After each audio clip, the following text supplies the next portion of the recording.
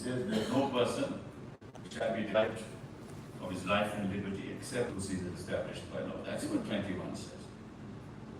Now, what's the procedure established by law? Is the PMLA a procedure established by law? PMLA is the law.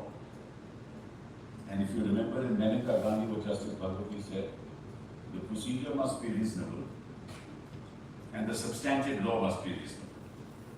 So reasonableness must be an underlying theme in the respect of procedures within the criminal justice system as well as the substantive law. Now let's just test the PMLA.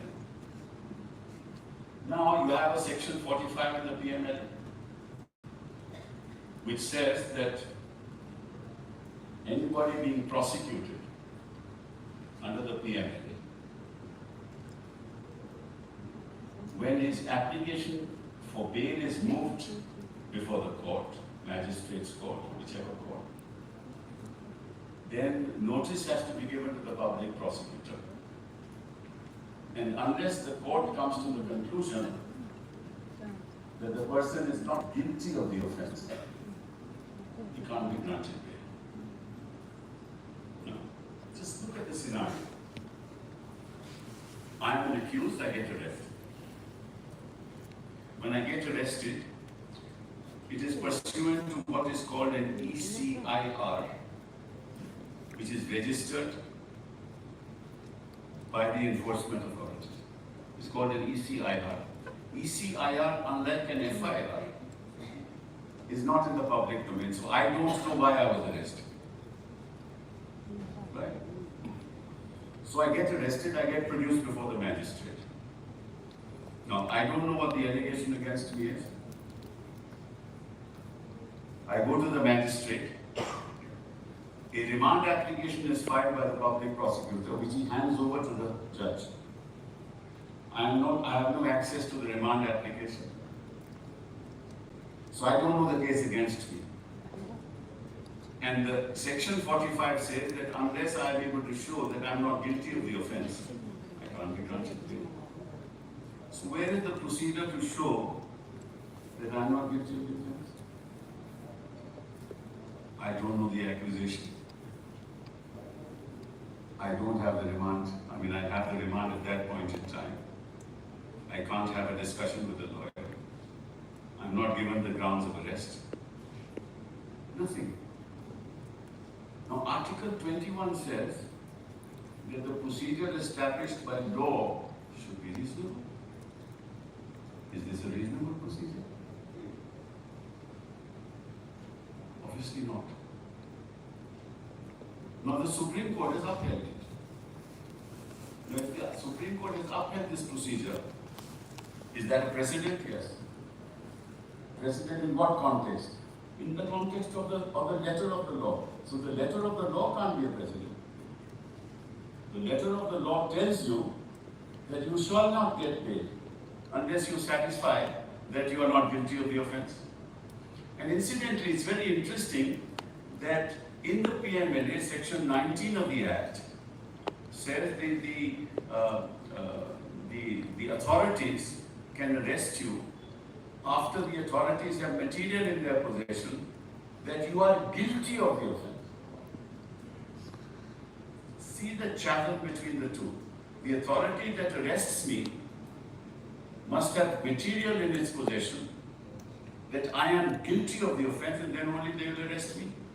But the material in its possession that I am guilty of the offense is not given to me. That material is sent in a sealed cover to the magistrate. That's the law. That's why in the first part of the lecture I said that there is a chasm between these are strange bedfellows, law and justice. This is nothing to do with justice. It is something to do with the law, and the law is the precedent. If you uphold the law, it becomes the precedent. Right? The magistrate has no space to differ. He cannot exercise his judicial judgment. He can't exercise it because the accused does not know what is against him. Right? That's some procedure. The other thing about procedure, I give you this example so that you understand where our society is moving, where our laws are moving. Now, as you know that under the Code of Criminal Procedure, which the Supreme Court has held in various judgments, is the procedure established by law. In other words, you have an FIR. After FIR, within 24 hours, you have to produce, which applies to PMLA also, before the magistrate. Remand is taken. I have the FIR, I have given access to the FIR. Now, of course, it's in the public domain because of the pronouncements of the Supreme Court.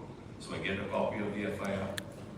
Then there are procedures which say that every 14 days after remand I have to be produced, fine. Thereafter, there is a daily diary. Under the Code of Criminal Procedure, in the daily diary, whatever the investigating authorities does has to be put in the daily diary, has to be recorded in the daily diary, which witness he has examined under 161 is recorded in the daily diary. The progress is all in the daily diary. And then after the investigation is over, thereafter a final report is submitted. Right? Either it will be a closure report or a final report on the basis of which the judge will take cognizance and ask me and send notice to the accused. That's the procedure. That's absolutely illegal. There is no daily diary in here. What the investigating agency is doing, nobody knows. What time he examined whom, nobody knows. Which document he takes on record, nobody knows. Nobody knows. There is no procedure. And the Supreme Court says in Vijay Madanlal Chaudhary, this is procedure. Upholding the PML. We've been crying hoarse month after month. After the Supreme Court has said that this matter should be reviewed, this judgment should be reviewed, month after month. We've been requesting the Supreme Court put up the matter for disposal. 2 years have passed. Now, of course, it is not listed on 27th and 28th of November of this month, and I'm going to open the argument on that. I'm just telling you, when we're talking about precedent, there is no concept of precedent in today's judicial process. And what about this is about procedure, but what about the substantive law? That's even more interesting. Under the PMLA, I assume now that I have committed a crime. Crime which is set out in the schedule to the PMLA. Supposing I've cheated somebody, 420 is part of the schedule of the PMLA. So I've cheated somebody of, say, 1 crore. Right? Matter of cheating. Now, if it were under the penal code, PMLA will not apply. Supposing, because the investigating officer can proceed against me for cheating under the PMLA, he can also proceed against me under the IPC. So if he proceeds against me under the IPC, their twin conditions need not be satisfied under Section 45. But if he proceeds against me under PMLA, the twin conditions have to be satisfied. So he has the discretion to proceed against me either under the IPC or under the PMLA. What does it lead to? I don't have to tell you that. What it leads to. You give that kind of discretion to the investigating authority, it leads to everybody. Then, these are proceeds of crime, and I give you an example of 1 crore of proceeds of crime. Then what happens? Then there is an offense. Proceeds of crime is a crime under what is called, quote-unquote, a predicate offense. That is the offense under the schedule. Right? But there is a separate offense, which is called money laundering. Now, what is money laundering? I'll give you a small example. Most of the housewives here would know, would be happy to hear this example. You have dirty clothes, right? Every morning or every night you put it in the washing machine and it comes out clean. So you've laundered the clothes. Now if you have dirty money, and you put it in the legal system. In other words, you get cash of 1 crore, you buy an entry, and you say that you bought gold from that. So you have tried to legitimize dirty money into clean money. So you have laundered. Right? That's what's called money laundering. Now, the judgment says that there is no difference between procedure plan and money laundering. Judgment says, no, it's a separate offense. What do we do? So every individual can be proceeded against money laundering when there is nothing to show that he has ever laundered money. Supposing I've committed a crime for 10,000 rupees or 1 crore rupees, and I keep that 1 crore in my house. I've done nothing about it. I'm the person who has cheated, I've kept it in the house. I've not laundered it, but I've still been prosecuted for money laundering. How do you justify that? So the law is substantively unreasonable. The law is procedurally unreasonable. Procedurally unreasonable. And yet, that's the law of the land. That's the principle. What's the principle that I'm trying to canvass before our options? The principle is that the greatest enemy of judicial precedent is the law. To the judges to act otherwise. Because a magistrate can say, no, I will not follow the quick test.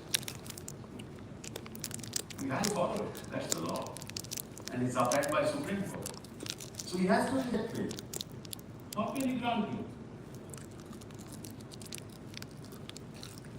Okay. Now that's what it was. Till such time that some judges of the Supreme Court said, this is absurd. People are been incarcerated for months, for years, and they are still there. And no bail because the twin test is not satisfied. This is completely wrong. So, recent judgment in Pankaj Bansal said the following. It said, look, what is this going on? You arrest a person, you accuse him of money laundering, and he has no wherewithal to defend himself. None whatsoever. So therefore, I now declare the law. That, what is that law?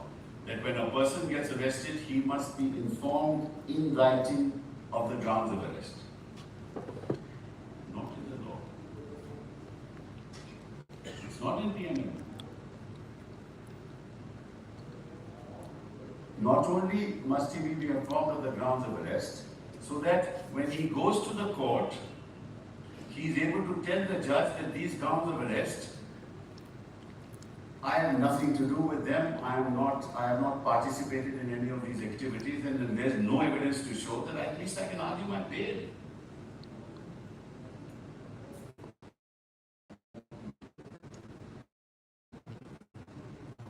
Not only that, the court said this is also violating of 22 of the Constitution. Now, judges realize that this kind of unreasonable law, even though we cannot strike it down because it's been upheld, but we must find a way for the ordinary citizen to get relief. And the only way to get relief is to find some kind of exception which has a constitutional basis. And so the Supreme Court then, this started the process of releasing people on bail, Pankaj Bansal's judgment. This then was followed by other judgments. Then came another breakthrough. Court said, there may be these still conditions. But the fact of the matter is that the man has been there for 4 years. And the complaints filed against him already. The charge sheet stands filed. The complaint under PMLA stands filed. So in the predicate offense, the charge sheet is filed. In the complaint, in the PMLA offense, the complaint is filed. Why do you want to have him in custody? Now the constitutional basis for that, the court said, is because you have Article 21 of the Constitution which says that no person can be deprived of his life and liberty except in accordance with procedures established by law. And it is not fair to keep a man for 4 years inside bail when you don't need to investigate him any further. So therefore, keeping him in bail, despite the twin conditions, is violating of Article 21 of the Constitution.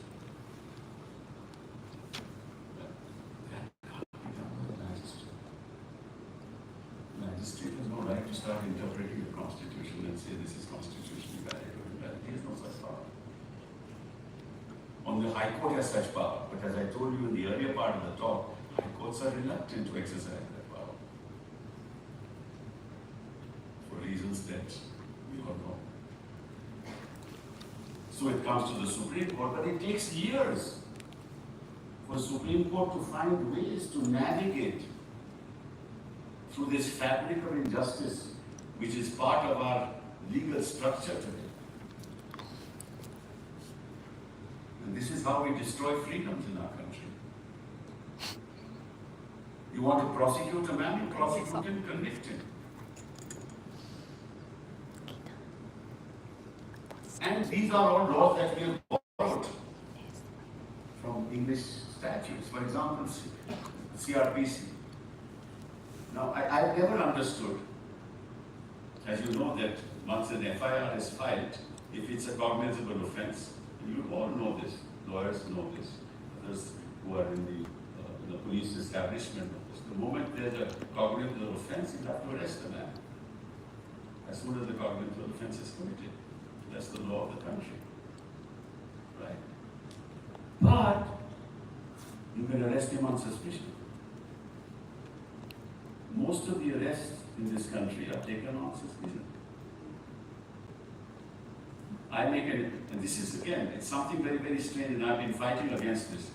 When the court says that if I make an allegation, the police officer must accept the allegation to be true. And if it discloses the commission of a cognizable offense, then I have to be arrested. Now, if I make an allegation that this person has intention to kill me, and on such and such day he came to my house and threatened to kill me, therefore it's 506 of the penal code. And therefore I'll be arrested. Now, whether that is true or not, as long as the FIR discloses a cognizable offense, I have to arrest. In the developed world, the allegation is first investigated, then an arrest takes place. In our world, the arrest comes first and the investigation comes later. That's what it is. That's the reality of India. You get arrested and then you will be investigated. Then what will happen? You take him into custody and seek police remand. Which country in the world has police remand? No country. It's the colonial past which has given the police this power. Why will you take me into custody? In police remand means I will be kept under the custody of the police. Why? Why not in judicial custody? And what's the difference between the two? Custody is custody, no? Whether it is judicial or police. But the difference between the two is that you can threaten the person. When you are in police custody, I'll have your wife arrested. I'll have your relationship arrested. I will start prosecuting your son. Right? Unless you say this, unless you name this man. The guy will say, I want to protect my family, so he's named the man. And then you'll go to the court and say, he's named that man, so I go and arrest him.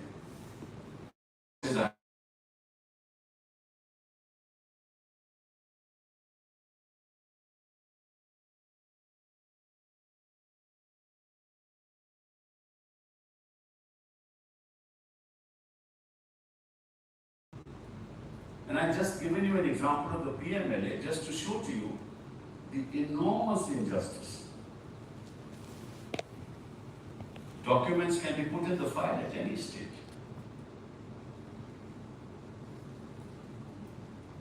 And now you have new laws which are in fact far more stringent than the colonial laws as well. The new BNS, I don't want to sort of dilate on that. That's another issue. But now the point that I'm making is there are no such thing as judicial precedents at all. Because it has been overtaken by statutory law which gives no space to the judiciary because of the stringent conditions of those laws. And then the other problem is that you have several Supreme Courts in the Supreme Court. Because judges sit in benches, they declare the law, and then any number of judgments of the Supreme Court, and each judgment is binding. So, even that judgment is not a precedent. Because you have another judgment saying quite another thing. Okay, now let's move away from that a little. Now what happens in the context of precedents? Take for example equality, as a constitutional principle. Can there ever be precedents in respect of equality as a concept? That my right to equality has been violated will depend on what? Not on a precedent. It will depend on facts. That I have been discriminated against, whether it's service law or it's any other law. It will all depend on facts. My right to free speech depends on facts. There can be no precedent. Public interest, what is public interest? Depends on facts and the women fancy of those who decide, based on law, hopefully. It depends on them. There can be no precedents in situations like this. You are interpreting constitutional provisions and fundamental rights of our Constitution, the right to free speech, the right not to be discriminated. And what is security of state? If people are agitating, students and agitating, are they threatening the security of the state? And you would arrest them under UAPA, and the UAPA doesn't have the same conditions for the grant of bail. So young students are inside for 3 years, 4 years, without hope for getting bail. Where are we going as a country? How do we move forward? Unless we think about our own system, our judicial system and the way it's functioning. And these laws are made what? By people like us sitting in parliament with brute majorities. These are laws made by brute majorities. Lawmaking is a collaborative process. It's no longer a collaborative process. So I've talked of one part of it, namely the unfairness and unreasonableness of substantive laws and unfairness and unreasonableness of substantive procedures. But there is an even more disturbing fact, which is how laws are being destroyed and precedents are being created through the executive. This is very interesting. There's a law in place, and the executive has to implement that law. Right?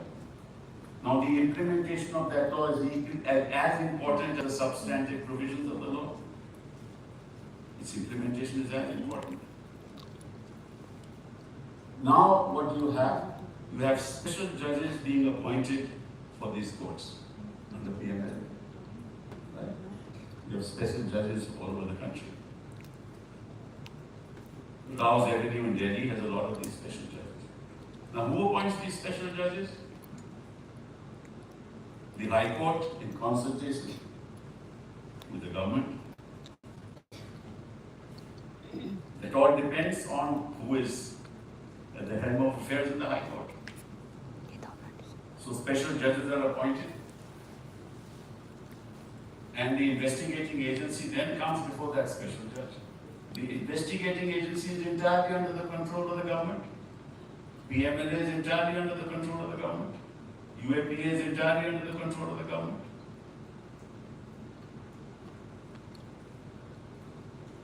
So what do you do if an offence is taking place in West Bengal or an offence is taking place in Karnataka under the PMLA? Then what happens is that that person is arrested, but he is brought to Delhi before the special judge. Why?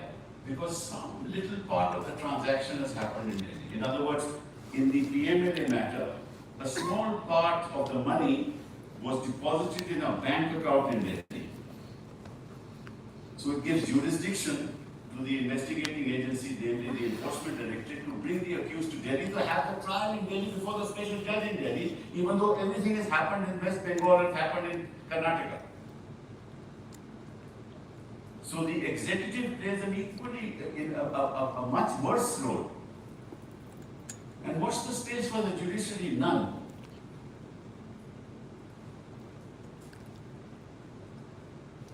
So the law is oppressive.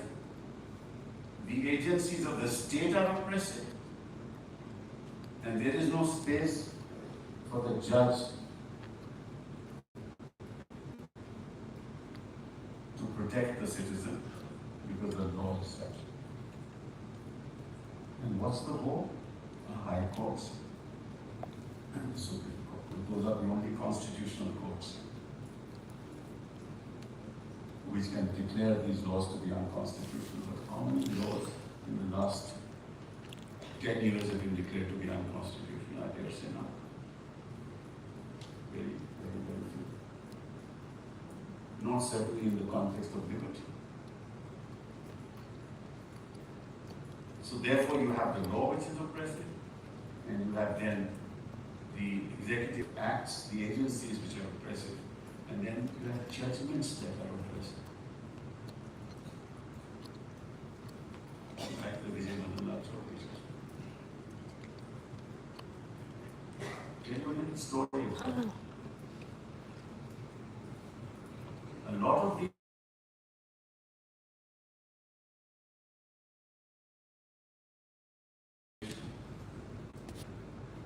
and asserts its independence, quote unquote independence.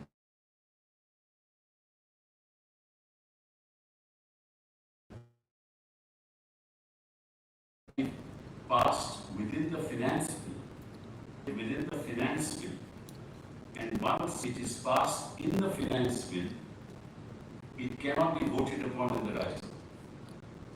In other words, a law which is not in the finance bill will be voted both in the Lok Sabha and the Rajya Sabha. But if it's in the finance bill, it will only be voted in Lok Sabha and not in the Rajya Sabha. So many of these amendments in the PM were passed in the finance bill so that they can't be voted upon in the Rajya Sabha because the government in power didn't have majority in the Rajya Sabha. Many of these amendments. So a question arose in the Supreme Court as to what do you mean by quote unquote a money bill? And 5 judges, and when a money bill is introduced, it is the Speaker who declares it to be a money bill. And if the Speaker of the House declares it to be a money bill, then it's binding. So the question arose whether the ruling of the Speaker is an impediment in the court's jurisdiction to interfere and decide whether or not a particular legislation which was amended, it was part of the money bill, right, is in fact a money bill or not. Because an ordinary amendment to the PMLA has nothing to do with money because there is no appropriation involved. A money bill is what? When I go to Parliament and I say my budget is to be passed because appropriations have to take place, that's a money bill. When I say, okay, the Department of Child Development, the Department of Social Welfare, the Department of Telecom, the Department of Industry, allocation for our expenditure in the plan is a money bill. But an amendment to the PMLA is not a money bill because it doesn't require any appropriation. But the Speaker will declare it as a money bill. can't be discussed in the Rajya Sabha and voted upon. Now that question is pending before 9 judges because our present Chief Justice differed with the judgment and said you go no with it, but that matter is not listed. So oppressive laws not discussed in Rajya Sabha, nothing to do with the money bill, are not decided upon when the matter is pending in Supreme Court. So what's the space for the judiciary? We can't even challenge these amendments. So the blessed laws are being implemented. What's precedent? There is no such thing as precedent. Each judge decides in the context of his or her understanding of the law whether he should interpret or she should interpret the law one way or the other. But where does the citizen go? These are serious issues.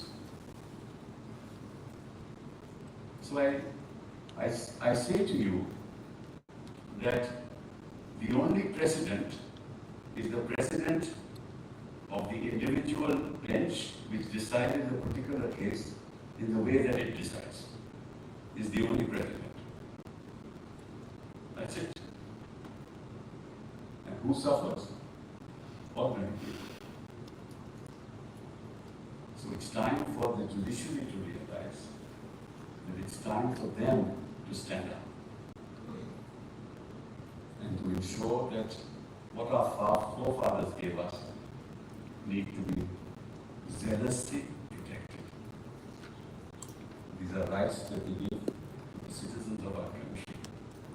They can't be wasted in this fashion. It's time for the citizens to speak up. It's time for the lawyers to speak up. And it's time for the judges to stand up. Thank you.